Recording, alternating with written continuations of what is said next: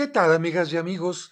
Muchos de ustedes, con motivo del año de San José, me han pedido que les hable de la vida de San José y precisamente voy a dedicar este video a ello. Fíjense que empezamos con el nombre. El nombre de José lo vamos a encontrar por primera vez en el libro del Génesis y se va a referir a uno de los 12 hijos de Jacob. Recuerdan que Jacob tuvo dos esposas, Lea y Raquel, y de cada una de estas esposas también tuvo hijos con sus esclavas, ya que en aquel tiempo se pensaba que era muy importante la multiplicación de los clanes, de las tribus, para que no desaparecieran, y por eso Dios permitía este tipo de costumbres que después evidentemente ya no fue permitiendo. La primera esposa de Jacob se llamaba Lea, y ella fue la que le dio los primeros hijos. Sin embargo, Raquel, que era la esposa más amada de Jacob, le dio, antes de morir ella, dos hijos que fueron los que más quiso Jacob, José y el más pequeño, Benjamín. ¿Por qué? Porque Lea no podía tener hijos. Y solamente hasta que Dios le permitió, ya hacia el final de su vida, alumbrar, dar en luz, dar la luz a los nuevos pequeñitos, entonces cambió totalmente su historia. Fíjense que precisamente Raquel va a tener, y así nos lo dice el libro del Génesis, capítulo 30, versículo 21, al hijo número 11 que va a ser José. ¿Qué dice este capítulo, este versículo 30-21? Dios me ha quitado la vergüenza de no tener hijos y me añadirá la oportunidad de tener otro. Precisamente la palabra José va a venir del verbo hebreo lejosif, que significa al mismo tiempo quitar o añadir, por lo que el verbo José significaría quitar o añadir. Un nombre muy raro, pero sin embargo, como el pueblo judío tenía la costumbre de ponerle a sus hijos nombres de los antepasados como Abraham, Jacob, Isaac, etc., en tiempo de Cristo, uno de los nombres también que mucho ponían los padres a sus hijos era José. Dicho de otra manera, era un hombre común, porque finalmente de José lo que nos interesa no es su nombre, sino su vida, su historia, su legado, su fe, y eso es precisamente lo más importante. Pasamos ahora a la parte de los antepasados de José. Hay una gran diferencia entre lo que nos dice el Evangelio de San Mateo y lo que nos dice el Evangelio de San Lucas. Tú recordarás que tanto el Evangelio de San Mateo como el de San Lucas nos van a hablar de la descendencia del rey David. Y van a ir hablando el padre de este y de este y de este y de este hasta llegar a José. El Evangelio de San Mateo nos dice que el papá de José se llamaba Jacob y el Evangelio de Lucas nos dice que el padre de José se llamaba Eli. Aquí hay una diferencia, pero no es tan importante porque finalmente de lo que se tratan estas descendencias o ascendencias, según las veas hacia abajo o hacia arriba, es de dónde procedía José. Y lo más importante es que él era descendiente del rey David. ¿Para qué? Para que precisamente por su descendencia surgiera Jesucristo, que tenía que ser de ascendencia real, descendiente del rey David. Y precisamente por eso a Jesucristo le gritaban en alguna ocasión: Jesús, hijo de David. Y alguien dirá: oiga, padre, ¿qué no era José el padre que fungió como padre terreno en la vida de Jesucristo? Sí, pero cuando alguien le gritaba a Jesucristo, hijo de David, estaba reconociendo que Jesucristo era de la ascendencia del rey David, que ya desde ahora te anticipo dónde había nacido el rey David. Era pastor, y los pastores tenían a su cargo las ovejas en una población muy conocida que se llamaba Belén. Así que si te pregunto a ti, ¿dónde crees que nació David? En Belén. Y si José era descendiente del rey David, ¿dónde crees que haya nacido? Precisamente en Belén. ¿Cómo sabemos que José nació en Belén? Porque nos lo va a decir el Evangelio. Pasamos pues ahora a los evangelios que nos van a mencionar parte de la vida de José. Una parte muy limitada que vamos a decir, ha sido la más importante de la vida de José. Porque hay otras historias que no están en la Biblia, que vamos a llamar historias fantásticas o historias apócrifas que se encuentran en libros escritos en el siglo segundo, en el siglo cuarto o sexto y posteriormente. A estos libros les vamos a llamar los evangelios apócrifos, que sin embargo, fíjate bien, tuvieron mucha influencia en la gente, porque curiosamente durante un tiempo se pensaba que la Biblia no la podía leer cualquier gente. Era necesario que tuvieran alguien que les ayudara a interpretarla para que no cayeran en errores, en herejías, en problemas. Sin embargo, los libros apócrifos, por no estar dentro de la Biblia, por ser historias fantásticas y a veces como cuentos, la gente los podía leer sin ningún problema. De tal manera que estas historias de los libros apócrifos, mucha gente las conocía. No te voy a hablar de todo lo que nos dicen los evangelios apócrifos de José, sino lo más importante antes de hablar de los evangelios canónicos, que sí nos van a hablar de la verdad sobre San José. Libros apócrifos. Nos van a decir que la Virgen María, desde que tenía 3 años, fue llevada al templo y que ahí en el templo de Jerusalén va a permanecer hasta los 12 o 14 años, cuando llegue el momento en que ella tenga ya que casarse, porque va a tener su primera menstruación y ya no podía vivir en el templo porque esto mancharía el templo. A la Virgen María le van a preguntar si quiere casarse y ella va a decir, no, yo quiero dedicarme totalmente a Dios, quiero seguir virgen como hasta ahora lo he sido. El sumo sacerdote y sus acompañantes toman en cuenta esta petición y entonces dicen, vamos a buscar a 12 ancianos que no necesiten tener ya relaciones sexuales con una mujer para que respeten a María en su virginidad, respeten su decisión. Pero estos ancianos tienen que ser totalmente probados.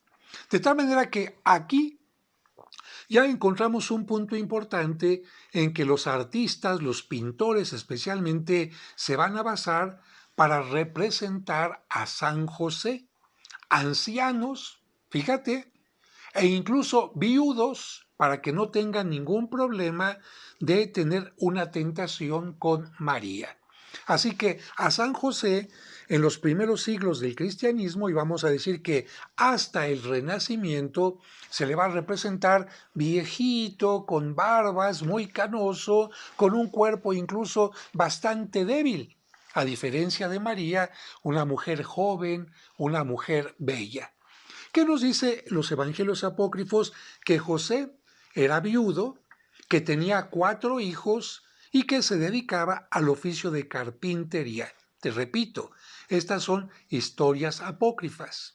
Que cuando llega al templo juntamente con los 12 ancianos, los sacerdotes van a decir, para elegir al que va a acompañar a esta virgen, vamos a hacer oración y cada uno de ustedes, de los 12 ancianos, van a traer su vara. La vara en aquel tiempo indicaba autoridad, cierta, digamos, seriedad, y tomaron las 12 varas e hicieron oración para que la vara que ellos eligieran, ¿verdad? A suerte, después de haber hecho oración, esa vara, la del que fuera dueño de esa vara, sería el encargado de llevar a María a su casa y darle seguridad, darle nombre para que no quedara soltera y pudiera vivir su virginidad. Te explico. Porque si una mujer quedaba soltera sin casarse, podía ser abusada por los demás, se le podía faltar al respeto y entonces no podía vivir en virginidad.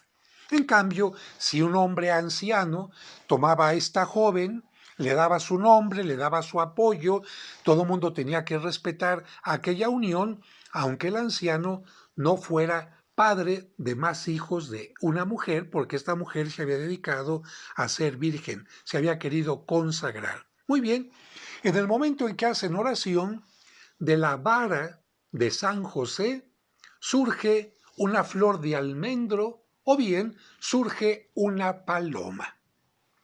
Esto tiene que ver como un resabio, como una remembranza de lo que pasó en el libro del Génesis con Aarón, cuando Dios eligió a Aarón para que fuera el encargado de los sacerdotes, de todo lo que tiene que ver con el culto a Dios.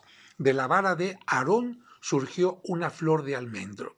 En el caso de San José, de acuerdo a los evangelios apócrifos, surge una flor que significa su pureza, la elección que Dios hace de él, o una paloma también que de alguna manera indica la presencia del Espíritu Santo en este anciano. Precisamente por eso, por su pureza, por esta elección, a San José, en general en la pintura o en la escultura se le representa con una vara y que tiene una vara florecida, con una flor blanca de almendro o de azucena en referencia a la promesa. José se va a llevar a María a su casa, ya ha quedado delante de los sacerdotes que la va a respetar, que por lo tanto en María no va a haber ningún embarazo, y una vez que José ya la ha llevado a su casa para darle su nombre, su apoyo, él se va a trabajar. Pero mientras él está trabajando, aparece ya algo que nos menciona el Evangelio de San Lucas. El arcángel San Gabriel se le aparece a María y le dice: Dios te ha elegido para que seas la madre del Mesías. María se pregunta cómo. De alguna manera tiene cierto temor, pero el ángel le dice: no te preocupes, este hijo será hijo del Altísimo. Por lo tanto, tú te mantendrás virgen. Dios no quiere que rompas tu voto de virginidad. Muy bien, María lo acepta y en ese momento el Hijo de Dios empieza a encarnarse en su vientre. Y el vientre va a empezar poco a poco a abultarse. Pero cuando regresa a José, después de haber estado fuera varios días de su casa, se entera que María está embarazada. ¿Qué le va a decir José a los ancianos, a los sacerdotes del templo? ¿Que él no cumplió su promesa? ¿Es lo que le va a decir? ¿O va a decirles que entonces que María, en su ausencia, tuvo relaciones con otro hombre y por lo tanto ambos casos son totalmente delicados? Sin embargo, hay una gran diferencia. Si José dice que él fue el que, vamos a decir, faltó a la promesa, va a perder su prestigio ante los sacerdotes, ante el templo, de buen hombre, de buen honrado, de hombre honrado, y también va a perder el respeto ante la comunidad.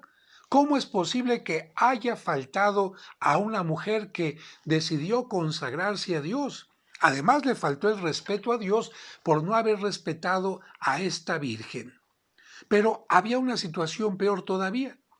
Si José va ante los sacerdotes y les dice: yo me he mantenido fiel, esta mujer es la que no cumplió su promesa y tuvo relaciones con otro hombre, ¿saben cuál era la consecuencia? Los sacerdotes iban con María, la acusaban de haber faltado a una promesa, de haber faltado a su esposo, de haber faltado al matrimonio, de haber cometido un acto gravísimo de adulterio. ¿Y qué creen que les pasaba a las mujeres adúlteras? ¿Se acuerdan lo que dice el Evangelio de a una mujer que descubrieron en flagrante adulterio? Efectivamente, se sacaba del pueblo y se le mataba a pedradas. Ese era el futuro de María si San José decía: este hijo no es mío. De tal manera que José podía haberse llenado de orgullo, de decir, yo soy hombre, no permito que se me falte al respeto, yo prometí cuidar a esta mujer, lo juré ante Dios y esta mujer me faltó al respeto, fue infiel ante el marido y ante Dios y ante los sacerdotes, merece ser lapidada. De acuerdo a la ley judía, José hubiera actuado totalmente bien.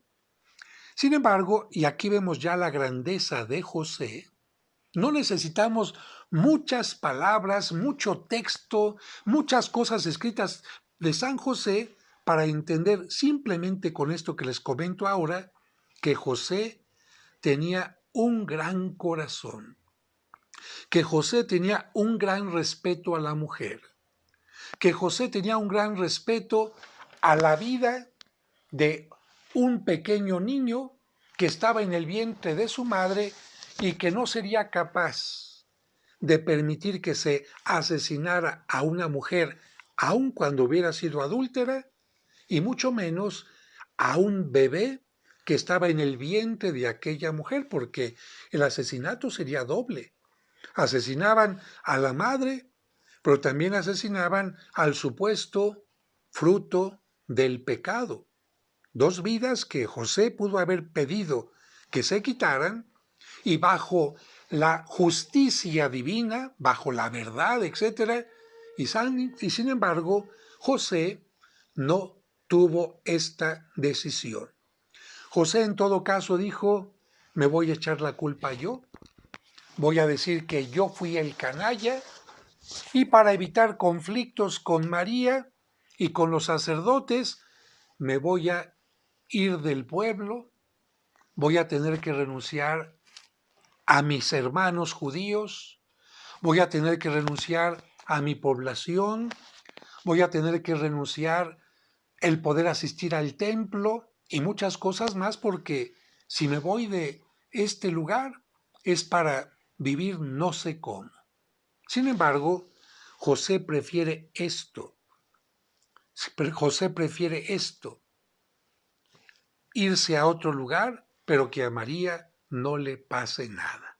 Bien, hasta aquí nosotros estamos hablando de los apócrifos, pero empezamos ya ahora con los evangelios canónicos. Precisamente nos dice el Evangelio de San Mateo, capítulo 1, versículos del 18 al 25, que cuando José se entera que María está encinta, decide abandonarla y de alguna manera repudiarla en secreto, que nadie se entere.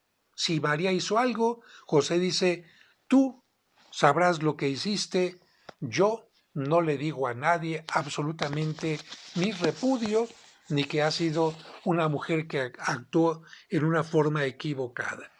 Y cuando está en eso, José se queda dormido. Que a propósito, hay algunas imágenes de San José dormido, precisamente el sueño de San José, en las pinturas.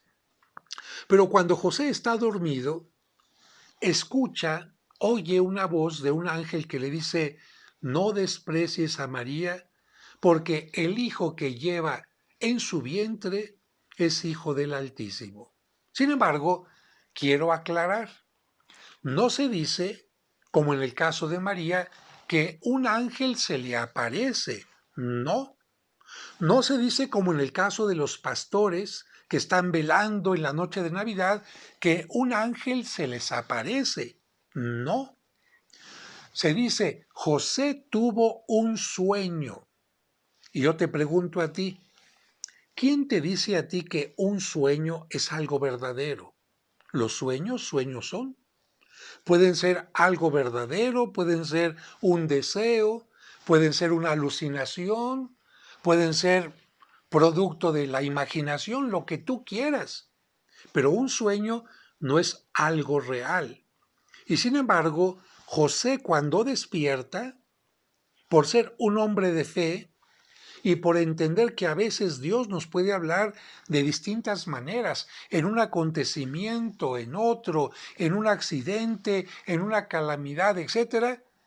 José entiende que Dios le está hablando, pero Dios le podía hablar también en lo que le decía la ley judía. Haz que se castigue a María. Y José, entre el castigo a María y entre el salvar a María, decide decir, este sueño fue para mí un mensaje de Dios. Este sueño para mí es la certeza de que María, conociéndola, no pudo haberme hecho. Este sueño es la certeza de que María lleva realmente en su seno a alguien que no es producto de una relación humana. Y con esto yo quiero recordar aquella frase que dice que para el que tiene fe, para el que ama, fíjate, una simple, una simple prueba, una simple sencilla, es suficiente para no dudar. En cambio, para el que no ama, miles de pruebas no son suficientes para tener una certeza. Para José, María, en su forma de ser, su estancia en el templo, su manera de orar, seguramente tantas cosas que no nos dice la Sagrada Escritura que emanaba la Virgen María, para José fueron la prueba de que esa mujer no había cometido ningún pecado. Ya desde aquí, San José tiene mucho que enseñarnos, porque nosotros generalmente buscamos pruebas para condenar, pruebas para calumniar, pruebas para desdeñar, pruebas para denigrar al otro. Y San José nos dice, no, yo miré con la misma mirada con la que Dios nos ve. Y si María hubiera sido una pecadora, seguramente José la hubiera visto con misericordia, como al principio quiso hacerlo. Pero más adelante, lleno de Dios, José vio a María como una mujer limpia y sin mancha. Y esta enseñanza sería la segunda. José nos enseña a ver a María, la limpia, sin mancha, la inmaculada, de esa manera y defender también, por supuesto, su virginidad. Después nos va a hablar el Evangelio de un pasaje. Evidentemente José acepta a María, la lleva en su casa, la tiene en su casa, pero nos va a hablar el Evangelio de algo en donde no se menciona a José, pero los pintores sí lo hacen presente en ese momento. Claro, no todos, pero la mayoría. ¿A qué pasaje me refiero? Lucas capítulo 1, versículo 39.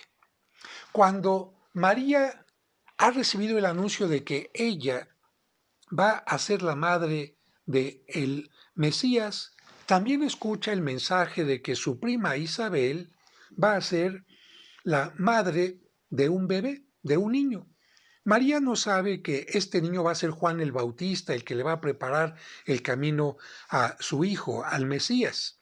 Pero María lo que sí sabe es que su prima es ya mayor de edad, que junto a su prima vive su esposo Zacarías, que también es mayor de edad, que nunca han tenido hijos, por lo tanto no tienen experiencia de un alumbramiento y por lo menos necesitan compañía.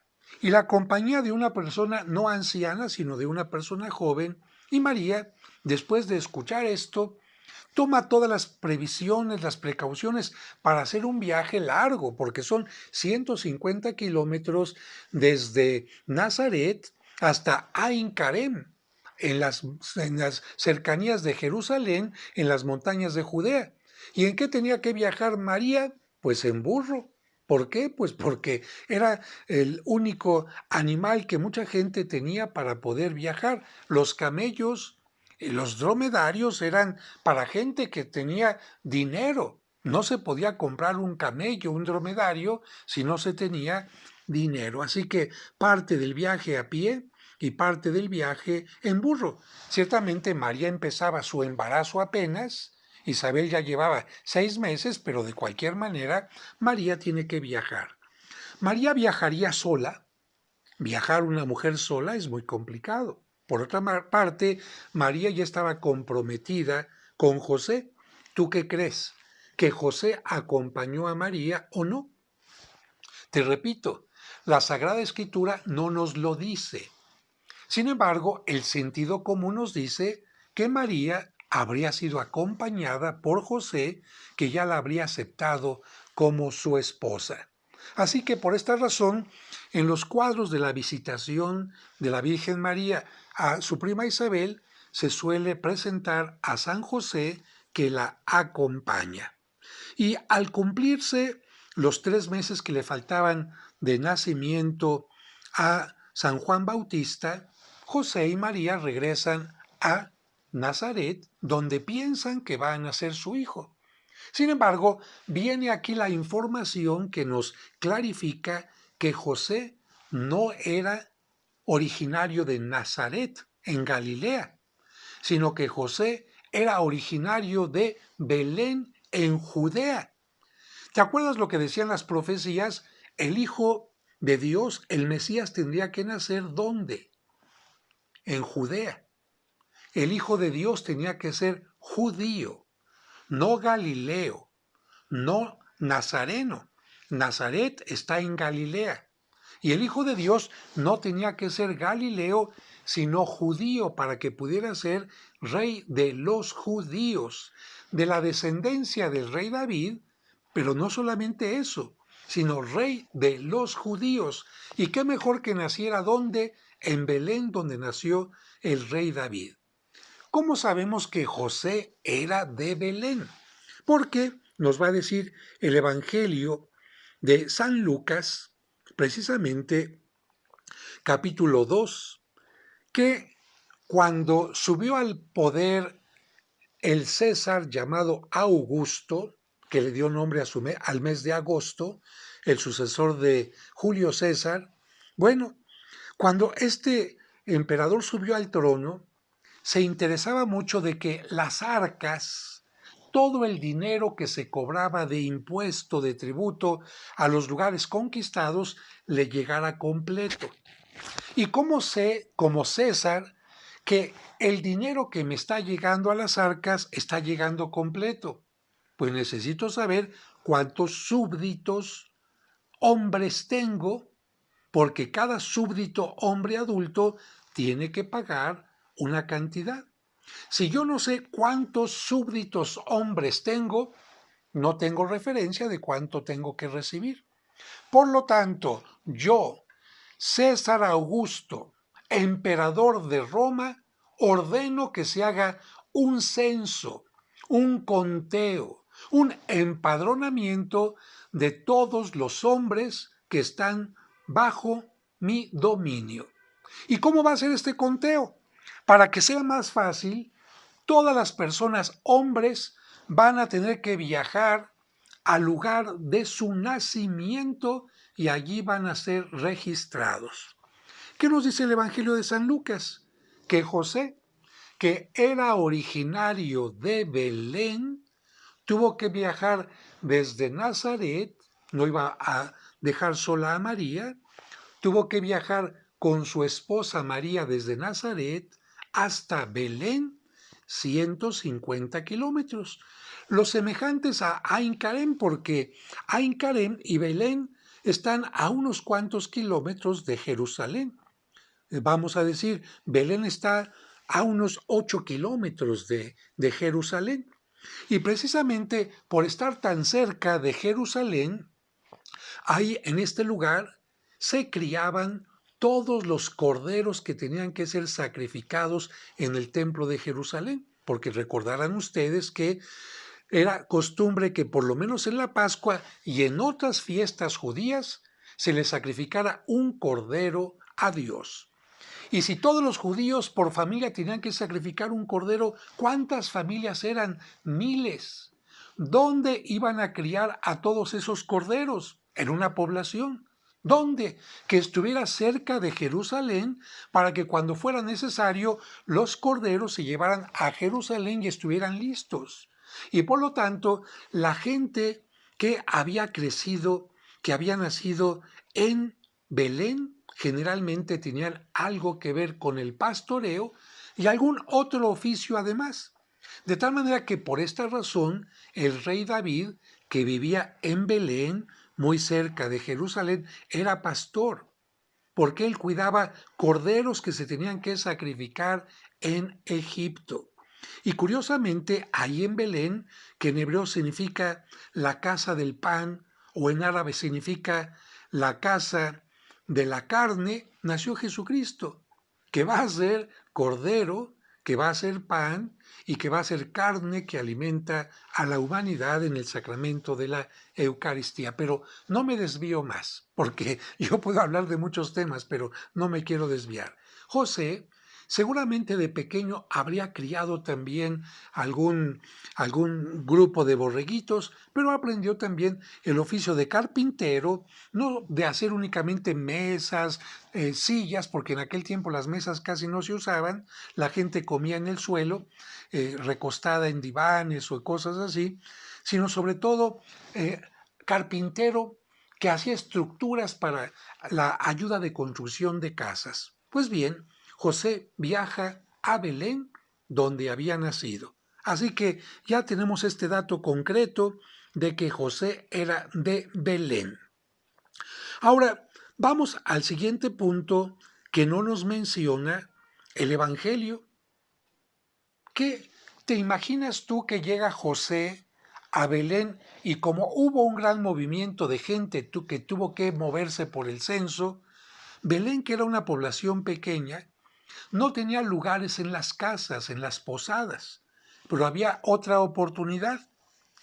Los pastores, muchos de ellos tenían su casa en una gruta, porque en la zona de Belén hay muchas grutas, es una zona montañosa donde hay muchas oquedades, y no pienses que pequeñitas, no, cuevas grandes donde podía caberse, si nosotros lo quisiéramos, una sala, comedor, 1 y 2 cuartos. Y muchos pastores lo que hacían, tenían su hogar en una gruta y en una gruta contigua metían al rebaño también para que no tuviera ningún problema. Nos dice la tradición, incluso la gruta de la Natividad es donde se construyó la iglesia de la Natividad en Belén, está construida sobre una gruta, porque la tradición nos dice que en una gruta nació el Hijo de Dios. José no encontró con María una casa donde pudiera nacer el Hijo de Dios y entonces se encontró una gruta sencilla donde seguramente había animales. ¿Por qué? Porque había un pesebre. ¿Qué es un pesebre? Como dicen los italianos, una mangiatoia. Es un recipiente donde comen los animales. ¿Tú vas a tener un recipiente donde comen animales, donde no hay animales? Pues no. A Jesucristo lo recostaron en un pesebre, en un espacio donde se servía la comida para los animalitos y se supone que ahí había varios animales. ¿Qué habrá hecho José? No dice la Sagrada Escritura. Pero si tú fueras el esposo de una mujer que está a punto de dar a luz, María, no hay cama, pero lo mínimo que te puedo ofrecer es limpio este lugar, ¿verdad? Acomodo a los animales en algún lugar, pongo una cerca para que los animales no estén tan cerca. Y a lo mejor pongo ahí paja para que no tengas una cama, pero esta paja, este heno que te sirva como cama, que esté un poquito mullido. Y si a lo mejor hay un borreguito ahí, lo pongo encima para que te caliente un poquito el lugar donde vas a dar a luz. Eso habrá hecho José como un esposo amoroso. No podía hacer más. No tenía dinero. No tenía el poder para conseguir un lugar maravilloso, pero sí tenía el poder para convertir un lugar simple y sencillo en un lugar maravilloso y además tomar de la mano a María y decirle, María, no estás sola, aquí estoy contigo. María, vamos a rezar salmos, porque José, y esto lo vamos a ver más adelante, bien que sabía rezar salmos. ¿Y qué mejor ayuda puede tener una mujer que está dando a luz que el apoyo de su pareja, que una mano que la apoye, que la oración, que un lugar tranquilo donde poder dar a luz, discretamente, sin nadie más que invadiera su privacidad? Bueno, ¿te vas dando cuenta de la grandeza de José? no era un hombre dejado, ni modo María, pues no nos quedó de otra. La mala suerte está con nosotros, ¿qué le vamos a hacer? ¿Me pongo a llorar? No, un hombre que hizo lo necesario para el alumbramiento en una forma digna. Después nos va a decir el Evangelio, capítulo 2, versículos de 21 a 38, que José va a cumplir con un rito que es obligatorio todavía hasta el día de hoy para los judíos. Cuando Dios quiso hacer una alianza con Abraham, le dijo, Abraham, para que esta alianza no se les olvide, la van a llevar grabada en su cuerpo. Y concretamente para que sepan también que esta alianza es algo que da vida y que Dios es quien da vida y bendice a los hijos y a la prole, la van a llevar grabada en la parte íntima masculina que sirve precisamente para dar la vida. De tal manera que la circuncisión es algo que marca al recién nacido como parte del pueblo. Y San José, no asiste la madre, San José va entonces a buscar al rabino de su tiempo para que el niño Jesús tenga la circuncisión a los 8 días, como lo dice la ley judía y como lo menciona el libro de San Lucas. Así que la primera sangre que derrama Cristo va a ser en compañía de José. Fíjate qué hermoso. Cuando llora el niño por la circuncisión, porque evidentemente tiene que ser dolorosa, ¿quién estaba ahí para calmarlo? ¿Quién estaba ahí para arrullarlo? ¿Quién estaba para decirle, no estás solo, mijo? Y estoy seguro que así como en la circuncisión, cuando el niño fue creciendo y se caía, tenía algún momento de tristeza, tenía quizás algo que le había hecho daño al estómago, sintió quizás un poco de miedo por algo, San José, como el padre lo hace generalmente para dar seguridad, fortaleza al hijo, José estaba ahí. Jesús, aquí estoy contigo. Jesús, aquí estoy contigo como lo dice mi nombre, para añadir confianza, para añadir lo necesario en esta casa, para añadir la fe, para añadir todo lo que Dios ha puesto en mis manos, o bien para quitar el miedo, para quitar la incertidumbre, para quitar en la manera de lo posible el dolor. Qué hermoso, a mí me gusta mucho esta imagen de José, que evidentemente no era la de un ancianito como lo pintan los pintores, no, un hombre fuerte, seguro, que cargaba a Jesucristo y lo levantaba con tanto cariño, es José el que lo lleva a la circuncisión.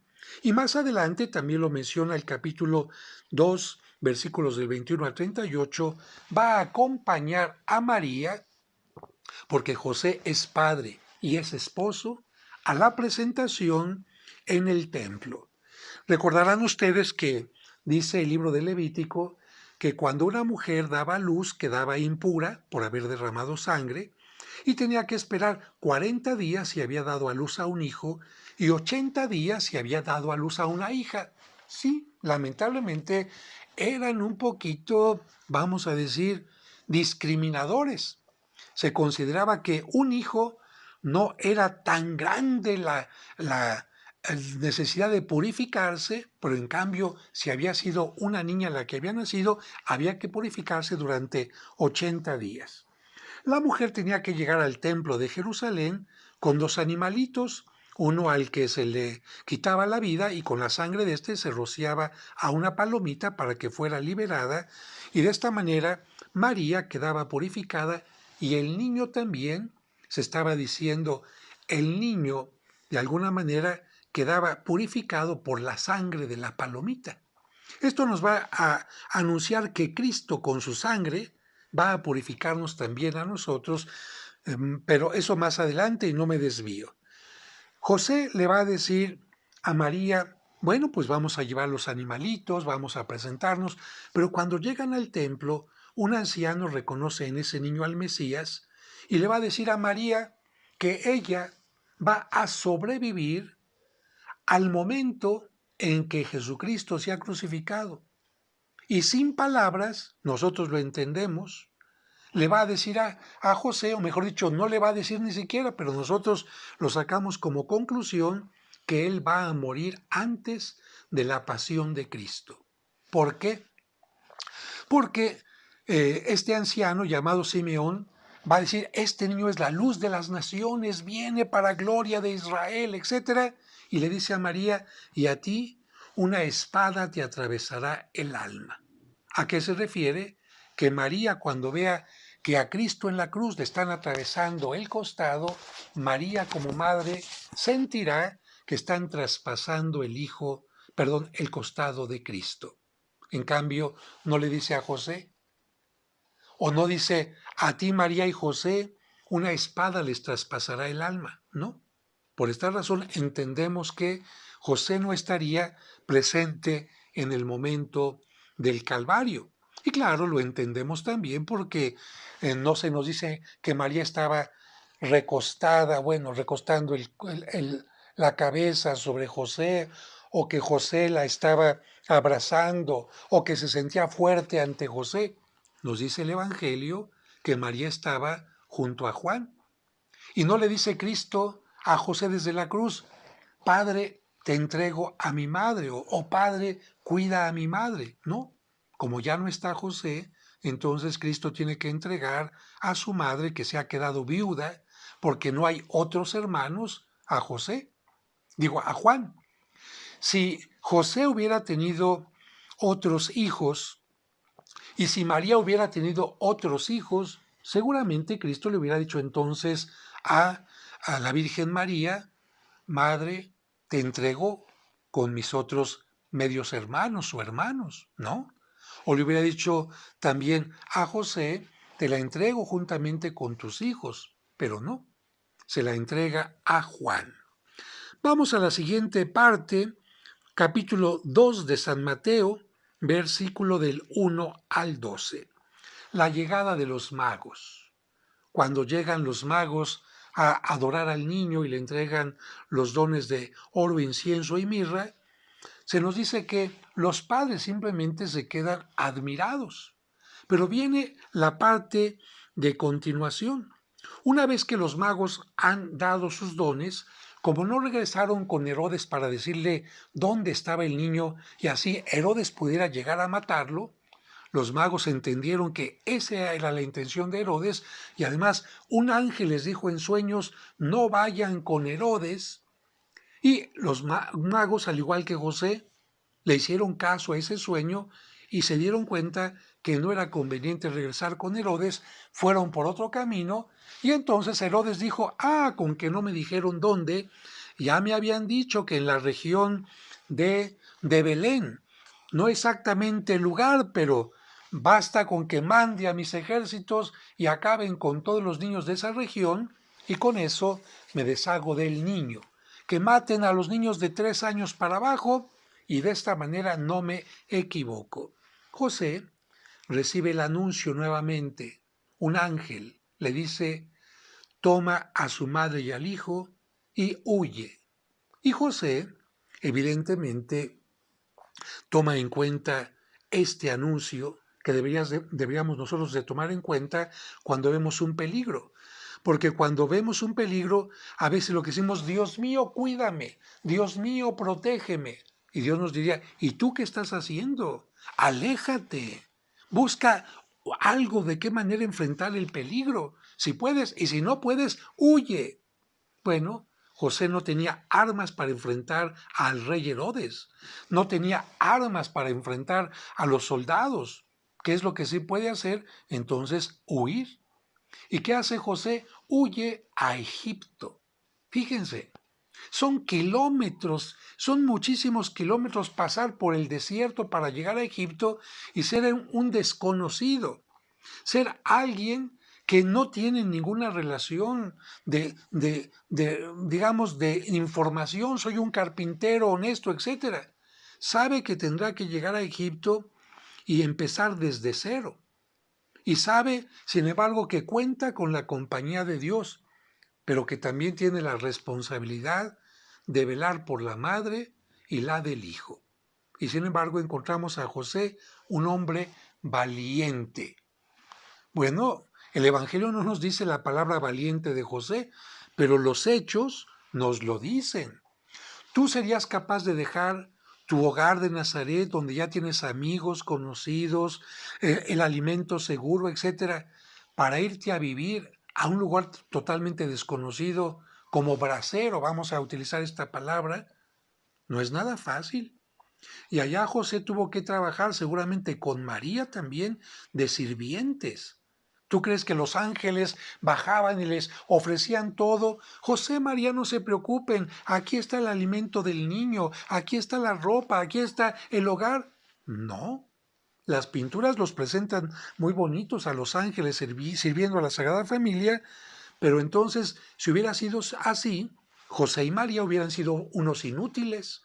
José y María hubieran sido santos simplemente por no hacer nada. No. San José fue un hombre trabajador, luchón y defendiendo siempre a María, a su esposa y al hijo. 3 años más o menos en que murió Herodes para que José pudiera regresar. Se dice fácil, más de 1000 días. Más de 1000 días en un país extranjero. Qué difícil, sin poder ir al templo de Jerusalén, a las fiestas judías, a la Pascua, a la fiesta de los tabernáculos, a la fiesta de esto y de aquello más. Pero José sabía que más importante para él en ese momento era el culto en su hogar, alabar a Dios a través de su esposa, a través de su hijo y por supuesto a través de lo que él sabía perfectamente bien, que eran los salmos y otras partes de la Biblia, y respetar el Shabbat, respetar el día sagrado, el sábado, para los judíos. Bien, van a regresar a Nazaret, nos va a decir la Sagrada Escritura, Evangelio de San Mateo, capítulo 2, versículo 23, que el niño va creciendo en la edad, fe, gracia, sabiduría. Y nada más por así, por crecer, porque pasa el tiempo, no. Ahí volvemos a encontrar a María, que es la encargada de la casa, del alimento, de la limpieza, de vestir al niño Jesús. Pero ¿quién es el que lleva el dinero para vestir? ¿Quién es el que lleva el dinero para alimentar? ¿Quién es el que lleva dinero para los medicamentos? ¿Quién es el que lleva todo aquello? José. Pero algo muy importante, cuando la gente viaja conmigo a Jerusalén, yo les digo, vamos al Muro de los Lamentos, vamos ahora que es sábado, a ver cómo salen los papás judíos a la oración. Vamos a ver qué es lo que sucede. Y la gente se queda admirada porque salen los hijos acompañados de su padre. Es el padre el que lleva a los hijos a la sinagoga.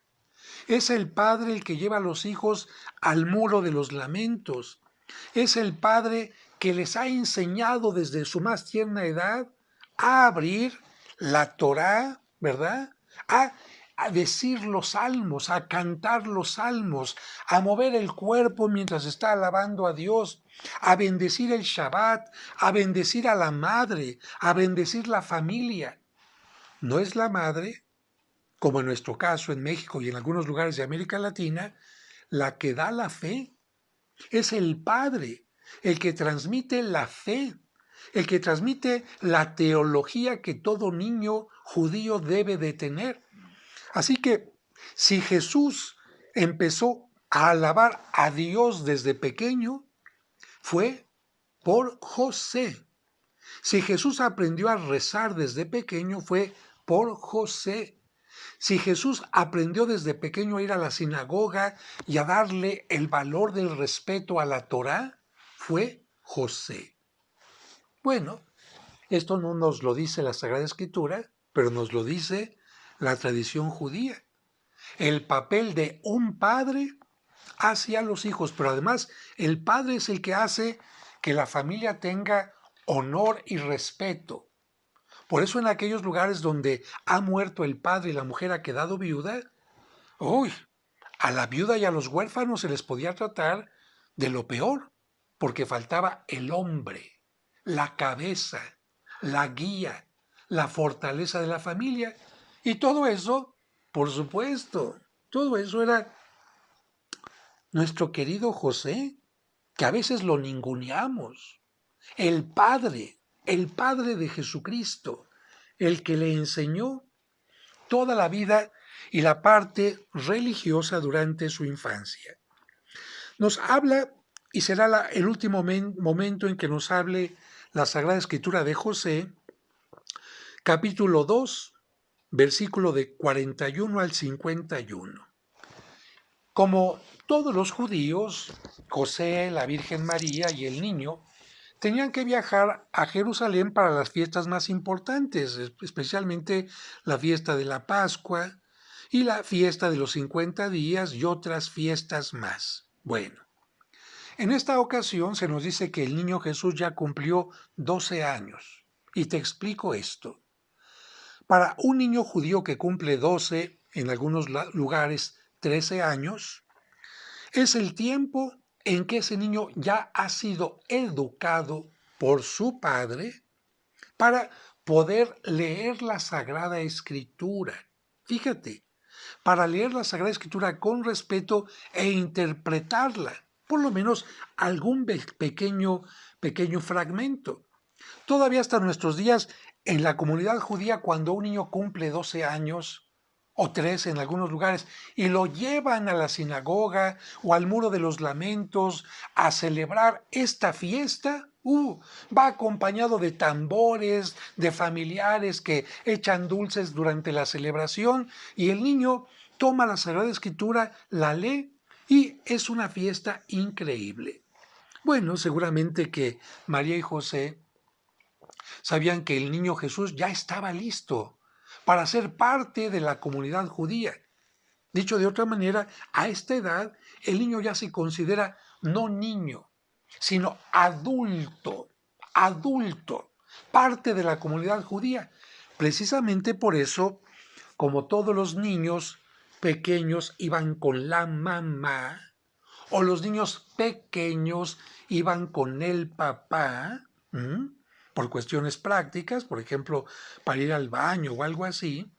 Entonces, los que ya no eran, fíjate bien, los que ya no eran niños pequeños, ya no iban con la mamá o con el papá, ya podían ellos viajar con uno o con otro, pero sobre todo también podían viajar con un grupo de adolescentes ya un poco separados. Bien, cuando José y María regresan de Jerusalén a su tierra de Nazaret, María piensa que el niño Jesús va en la caravana con su papá.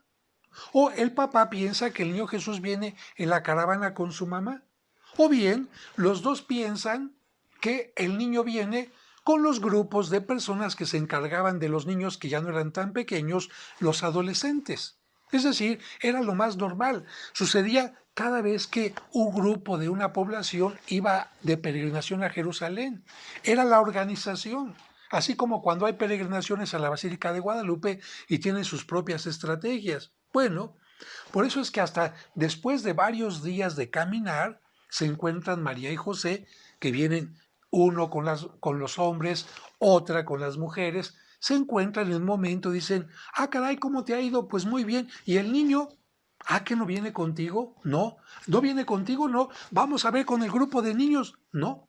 Y es cuando regresan a Jerusalén y lo buscan por todas partes. El Evangelio dice algunos, Jesús extraviado. No, Jesús nunca se perdió. Jesús sabía perfectamente bien dónde estaba. María y José no pensaban que estaba ahí. María y José pensaron, ¿dónde va un niño normalmente? ¿Dónde se pudo haber quedado? Bueno, evidentemente que piensan, en un lugar donde venden cosas, porque los niños son muy curiosos. ¿Dónde? En un lugar donde había agua, porque a los niños les gusta mucho el agua. ¿Dónde? Pues en algún lugar donde estaban tocando música, algo. Lo van buscando por todas partes hasta que seguramente dicen, encomendamos a Dios nuestra búsqueda, van al templo y ahí lo encuentran. ¿Y cómo lo encuentran? Precisamente haciendo lo que un niño de su edad tenía que estar haciendo. leyendo e interpretando la Sagrada Escritura, o bien escuchando a los doctores, es decir, los maestros de la ley, los maestros de la Sagrada Escritura, escuchándolos y haciendo sus comentarios. Lo que indica que Jesús a los 12 años empieza a tener conciencia poco a poco de que Él es el Hijo de Dios. Antes no tenía esa conciencia. Como era Dios, pero también era hombre, la conciencia de Cristo se va desarrollando poco a poco como nosotros. ¿O tú sabías realmente cuando eras niño quién eras? ¿Qué es lo que ibas a hacer? ¿Cuáles eran tus inquietudes, tus valores, tu meta en la vida? No. Si hay algunos que han llegado a los 30 y todavía no saben ni siquiera quiénes son y qué quieren, imagínate, Jesucristo a esta edad simbólicamente tan importante es cuando empieza a decir mi Padre. Y cuando este niño empieza a decir, sí, tengo una autoridad a quien tengo que obedecer, que es José, a quien he estado sujeto durante todo este tiempo, pero voy entendiendo que no por faltarle el respeto a José, no por hacerlo a un lado, no porque no sea importante, sino porque hay una prioridad mucho mayor que se llama Dios, amar a Dios por encima de todas las cosas. Entonces ¿no sabían que debo de estar en las cosas de mi Padre? Ahí Jesucristo va a ir poco a poquito teniendo más claridad. José y María se quedan admirados de lo que Jesucristo empieza a decir, porque José sabe que aunque ha recibido educación, él, Jesucristo, ya está en un nivel totalmente distinto.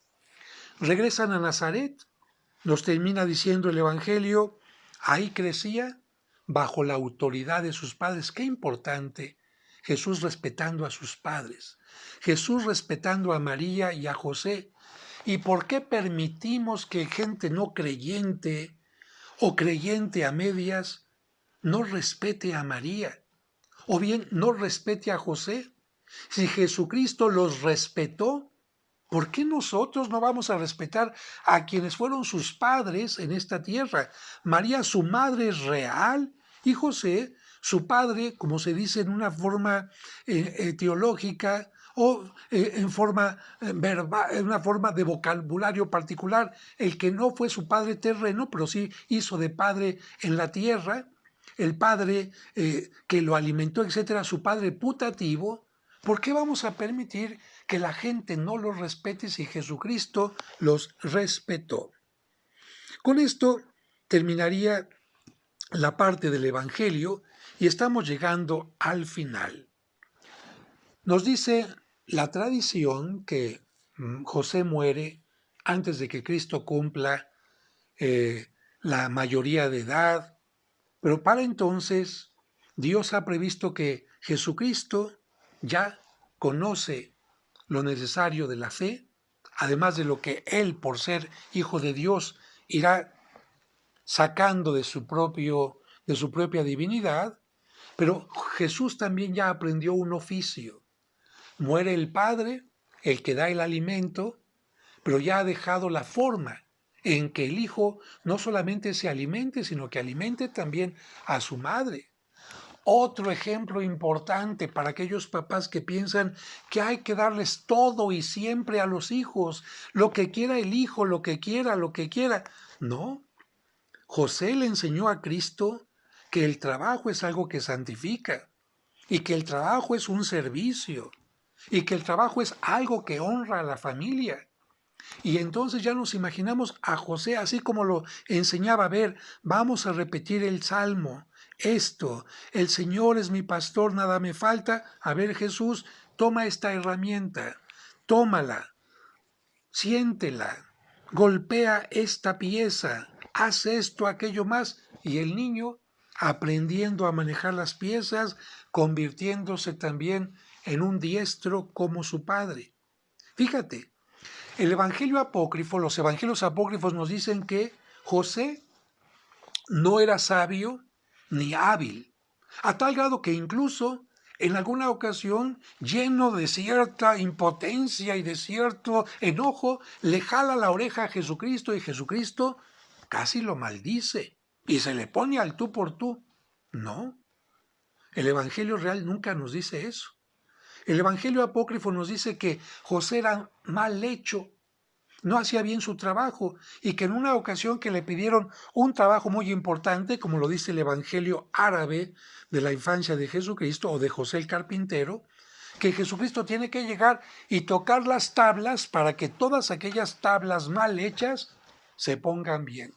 Qué falta de respeto a José de este Evangelio apócrifo.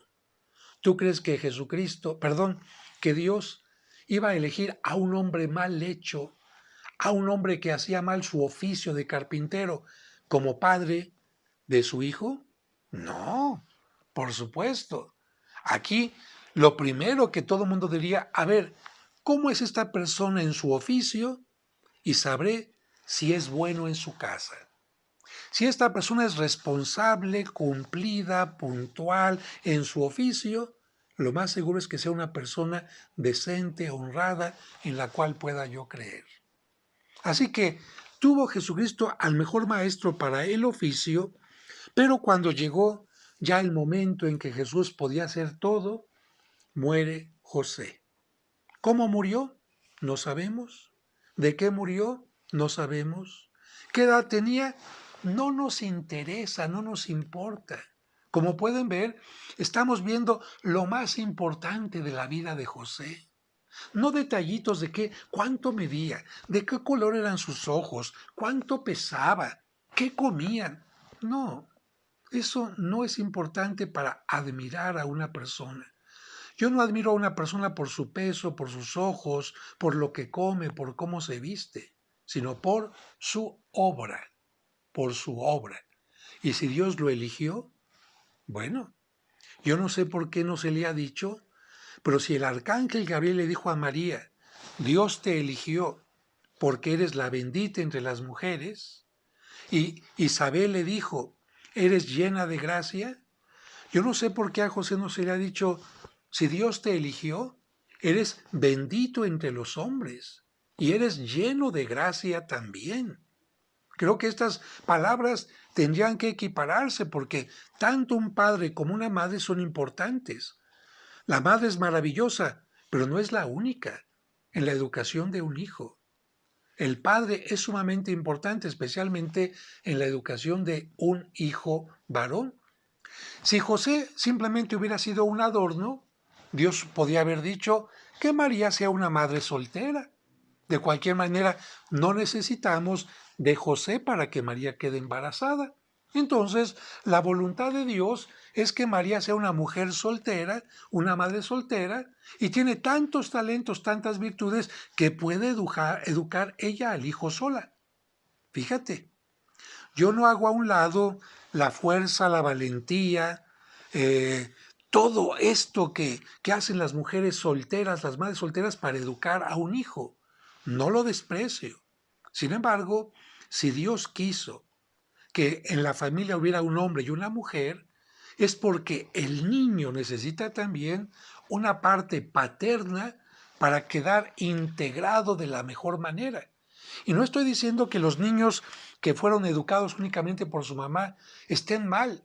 Lo que yo digo es, si están bien, imagínense cómo estarían si hubieran tenido también una parte paterna ejemplar. Creo que queda claro esto, ¿no? Así que, bendito entre los hombres, lleno de gracia, San José. Y concluyo diciendo, ahora sí, la Biblia habla poco de San José. Yo digo, a ver, acepta a María bajo esas circunstancias. Es el encargado de la educación religiosa.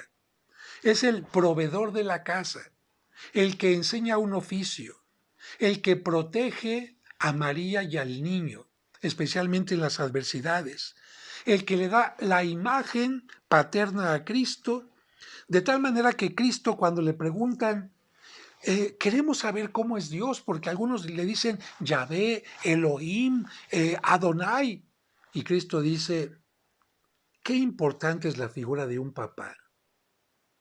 ¿Saben lo que hace un papá? No solamente da la vida, no solamente guía, acompaña, protege, sana, enseña un oficio, etcétera, etcétera. Bueno, si pudiéramos comparar a Dios con algo, con alguien, Dios es un padre. De tal manera que Jesucristo habrá pensado, cuando ustedes se dirijan a Dios y digan la palabra Padre, automáticamente va a llegar a su mente, como llega a mi mente, la palabra de mi padre José. Qué homenaje de Cristo para San José. Qué homenaje de Cristo para todos los papás cuando les dijo, si piensan en Dios, piensen en un padre. ¡Qué maravilla! ¡Qué maravilla! Con eso Jesucristo está alabando a Dios y a su Padre de una manera increíble. ¿Por qué a San José se le considera patrono de la buena muerte? Porque cuando murió José, ¿quién creen que estaba a su lado? Su esposa, María. ¿Y quién más? Jesús, su hijo. ¿Se imaginan que cuando yo tuviera mi muerte contara con la presencia de María y de Jesús? Yo diría, bendito sea Dios, qué consuelo, qué alegría, qué providencia, qué intercesores tengo. Por esta razón a San José se le dice, José, intercede para que en el momento de mi muerte esté María y también esté Jesús. Y no solamente ellos, José, también te pido que estés junto a mí para que intercedas por mí ante Dios. Y quiero concluir esta reflexión con este cuento dedicado a José, que espero que ustedes al escucharlo se imaginen al niño Jesús con sus ojitos abiertos entrando al taller de su padre. De hecho, el cuento se llama El taller.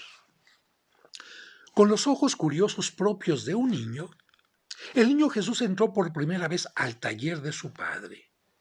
No estaba José, pero el Hijo de Dios admiró su taller, porque sabía que de ahí surgían los bienes con los que su padre terreno lo vestía y alimentaba. En silencio descubrió el orden de aquel sitio. Ahí aprendió la importancia del orden en el trabajo. Observó cada una de las herramientas y sus características, concluyendo que ninguna era igual. Así, aprendió que en la vida, como las herramientas, cada oportunidad, cada momento y cada persona es distinta, única e irrepetible. Se acercó a la madera y observó sus vetas. Acariciándola con la mano, distinguió las partes burdas y comprendió lo importante que es lijar las astillas y asperezas. Ahí aprendió que como en la madera, cualquier situación, problema o relación difícil se puede limar y mejorar con cuidado y tesón. Caminando por el taller paterno, descubrió los muebles fabricados por José. Estaban formados por tantas piezas distintas, pequeñas o grandes, pero todas las piezas importantes. Ahí descubrió la importancia de la unión y la organización, aprendiendo que no se puede excluir a nadie por humilde que sea. Mientras admiraba todo con atención, entró su padre. El pequeño observó que el trabajo de la jornada había coronado la frente de José con perlas de sudor. Entonces el carpintero le preguntó a su distinguido visitante, ¿te gusta mi taller? El niño, con una sonrisa y el movimiento de la cabeza, asintió. Luego el papá comentó, es muy pequeño en tamaño, pero yo lo hago grande con mi trabajo y mi servicio. Aquí las cosas siempre se hacen bien porque se hacen con amor. Soy feliz porque con el trabajo puedo alimentar y sostener a mi familia. Y además, la madera es tan noble que soluciona muchos problemas. El Hijo de Dios guardó en su corazón aquellas palabras y corrió a los brazos de José, que lo recibió con un fuerte abrazo. Jesús nunca olvidó aquel día en el taller, aquellos brazos fuertes y el aroma de la noble madera. Pasaron muchos años. José murió, pero Jesús nunca lo olvidó.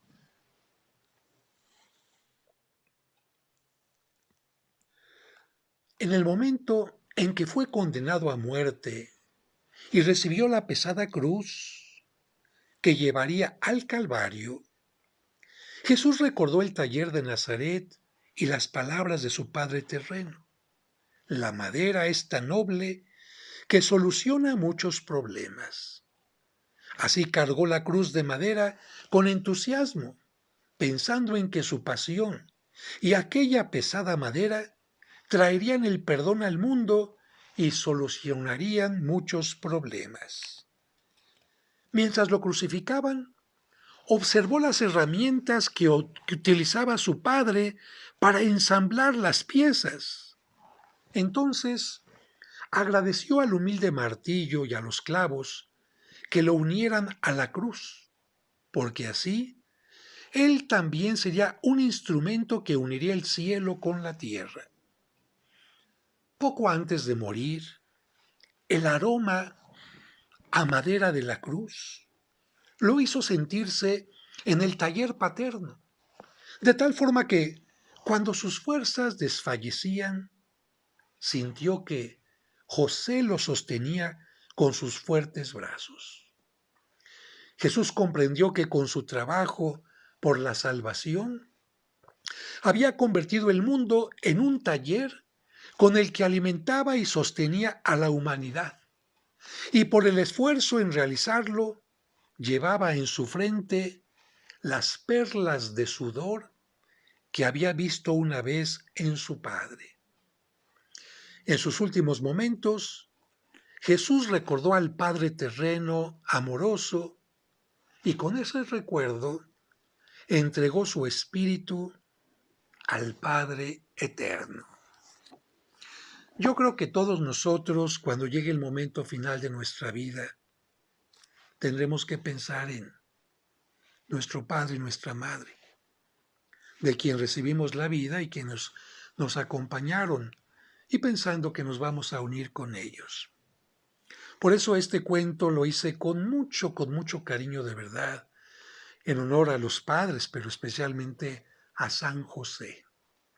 De tal manera que es uno de los cuentos favoritos de mi libro, Cuentos para entender el Evangelio.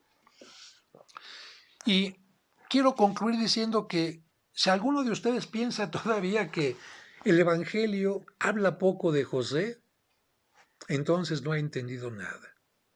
Porque si yo lo que les dije es mucho, todavía hay muchísimo más que decir, que nos falta de verdad sabiduría, corazón, elocuencia, agradecimiento. Una imagen de San José, a la que yo quiero tanto, aunque sea pequeñita, indica lo grande que es José y que tiene que ser grande también en tu corazón. Lamentablemente, durante mucho tiempo, ni siquiera en la misa se mencionaba su nombre. Apenas recientemente, antes solamente a la Virgen María. ¿Y José dónde está? Y por eso los más recientes papas han dicho: devolvamos a José y al padre de familia la importancia que tiene.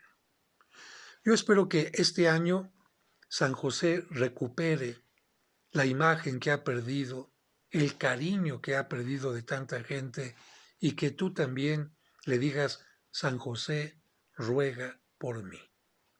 Si les gustó este video, pónganle me gustó, compártanlo con sus seres queridos para que haya más gente que ame a San José.